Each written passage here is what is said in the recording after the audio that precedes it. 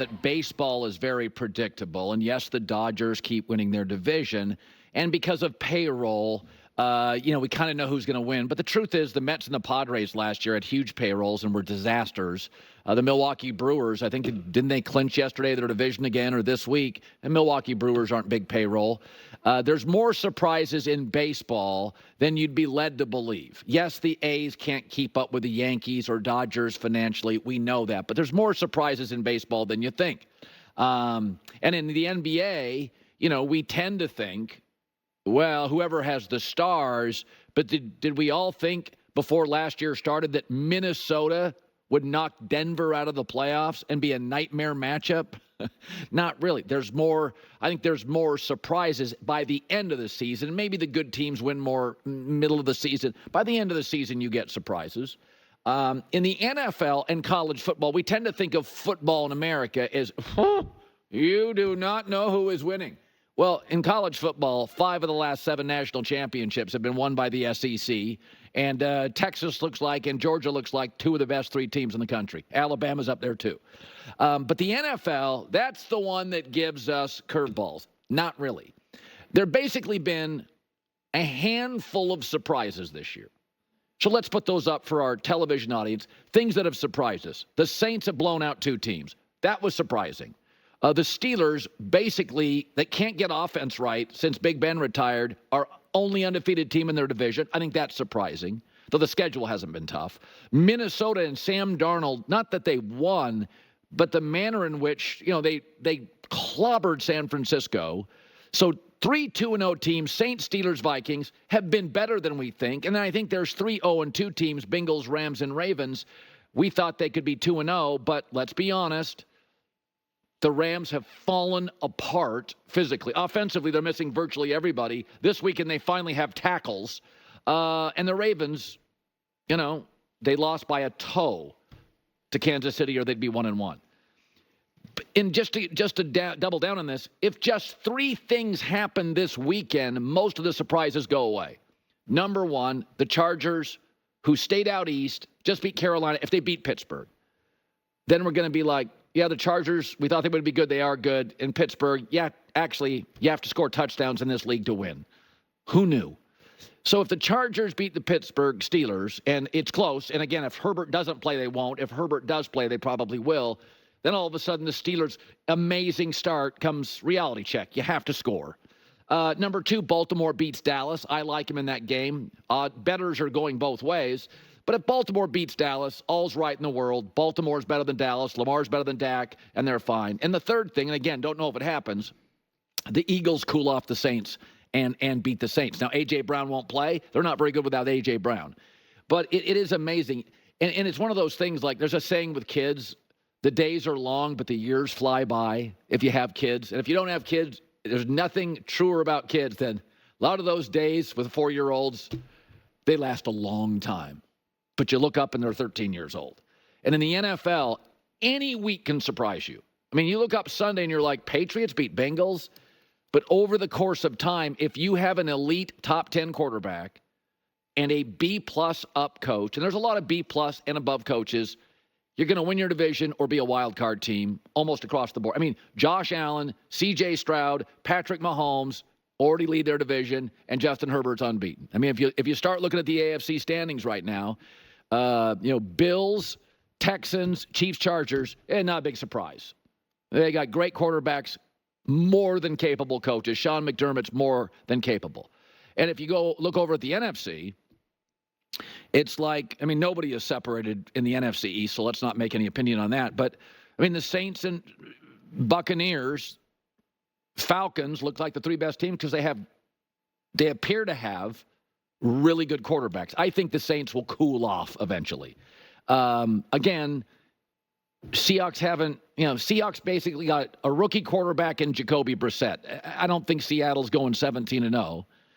So there's just not that many surprises. And now, like one of the things I've said, the argument for us in this sportscasting business is what do you do with a team like Detroit where Jared Goff, when things go right, is excellent, but isn't going to give you anything off script, which generally helps in the playoffs. And Dan Campbell, I think Detroit's one of the really hard teams to get your arms around because we know Dan Campbell is a tough guy and changed the culture.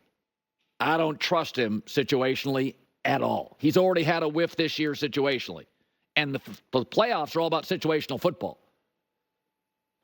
And Jared Goff, I've defended forever, but he gives you nothing off script. And that's the difference between winning playoff games and losing them is off script, right? Kirk Cousins doesn't win a lot of playoff games.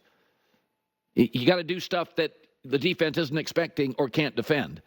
So the NFL is much more predictable than people think. The stock market is similarly. The stock market has wild swings. I've been in the stock market since 1988. 7 out of 8 years it goes up. You put your money in it, 30 years later, you put a 401k, a Roth IRA, you got some mutual funds, they'll go up. Week to week, day to day, it's all over the place. You'll even have bad years. You'll have recessions. You'll have terrible years. Good coaches, I mean, Sean McVay appears to be having a horrible season. He had one a couple years ago. He's a great coach. So it's just, NFL, you got the right quarterback and you have a B-plus coach, you're gonna be a playoff team. 6 out of 7 years, unless you have cluster injuries, which the Rams now do on the offensive line. Tonight, J-Mac, a game, we have the Week 3 schedule. So I'm going to give you the schedule for our television audience. If I said to you, games that feel big. Now, it's Week 3. We're not going to be ridiculous. But I will tell you a couple of games that I think feel really big. I think tonight feels big. And the reason I say that is, can you imagine if the Jets lost, what we would talk about tomorrow? We thought Patriots were going to go winless in the division, yeah. Right? And now it's like, well, Tua's gone for 4 weeks. They just beat Cincinnati. The Jets don't look good. Okay, so tonight's game is one of those, It looks Dullsville. It's huge. That's a big one. I'll tell you, Bears at Colts. Caleb goes 0-3 and can't beat Anthony Richardson. No, they won their opener. Oh, you're right. My bad. So, and those aren't really playoff teams. But here you have two young quarterbacks, and we're starting to have real questions. Yeah, that's fair. Okay. I think that Detroit-Arizona game is fascinating.